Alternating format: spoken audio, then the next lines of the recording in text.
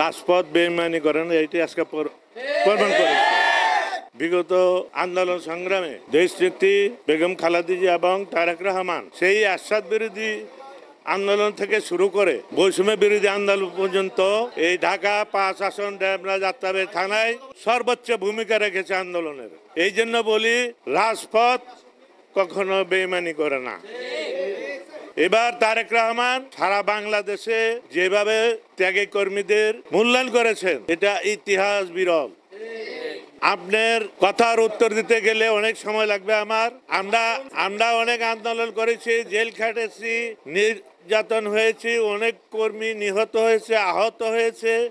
এই ঢাকার ৫ আসন বৈষম্য বিরোধী আন্দোলন প্রায় ১০০ নেতা কর্মী শাহাদাত বরণ করেছেন। তার এই শহীদদের কারণে আজকে এই স্বৈরাচারী সরকার হাসিনার পতন হয়েছে এবং আমাদের বিএনপির ক্ষমতা আসার পথ সুগম হয়েছে একমাত্র এই ঢাকার ৫ আসনের বৈষম্য বিরোধী আন্দোলনকে সামনে রেখে।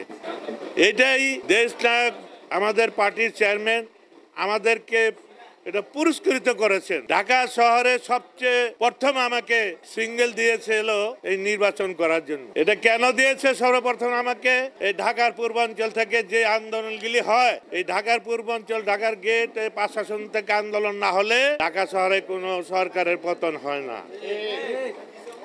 আপনি আমার জেল জরিমানার কথা বলেছেন, সারা বাংলাদেশের কোন নেতা কর্মী আমার চেয়ে বেশি কেউ জেল খাটে নাই, এটা আমি গর্ব করে বলি। এবং আমার প্রতি যে জুলুম অত্যাচার হয়েছে, সারা বাংলাদেশে কোন নেতা কর্মীর প্রতি এত জেল জরিমানা হয় না। এই আন্দোলন করতে গিয়ে আমার মা হারাইছি, এই আন্দোলন করতে গিয়ে আমার স্ত্রী হারাইছি, এই আন্দোলন করতে গিয়ে অনেক নেতা কর্মী হারাইছি। তাদের জন্য দোয়া করি। আজকে দেশনায়ক তারেক রহমান আমাকে নমিনেশন দিয়েছে। আমি প্রথম এই শহীদ পরিবার, আমার সাথে যারা আন্দোলন সংগ্রাম করেছে এবং যারা মৃত্যুবরণ করেছে, তাদেরকে সবাইকে আপনার আগে দোয়া জানাই এবং পরিশেষে দেশটাকে তারেক রহমানকে আমি ধন্যবাদ জানাই।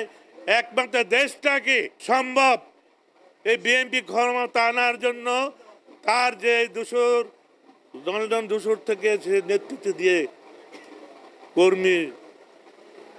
নেতা কর্মীদের ঐক্যবদ্ধ করেছেন।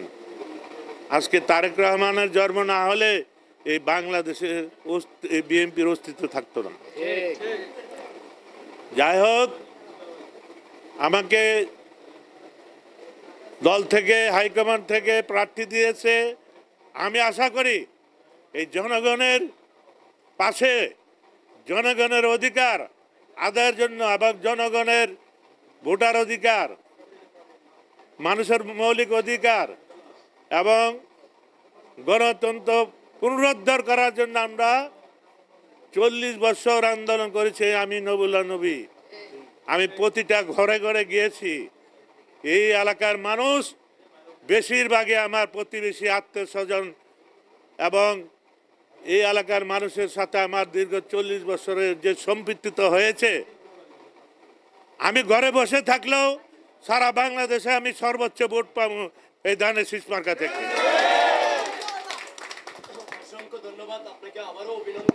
আমি এই মুহূর্তে বিদায় নিচ্ছি। দর্শক, আমি মিলন চৌধুরী এই মুহূর্তে আছি আল্লাহ নবীউল্লাহ নবীর সামনে, যে সবথেকে আন্দোলন সংগ্রামে যার অ্যাক্টিভিটি বেশি ছিল, যে সবসময় রাজপথের একজন সোনালী ফসল ছিল, বারবার কারা নির্যাতিত যাকে বলা হয়, সেই হলো আল্লাহ নবীউল্লাহ নবী।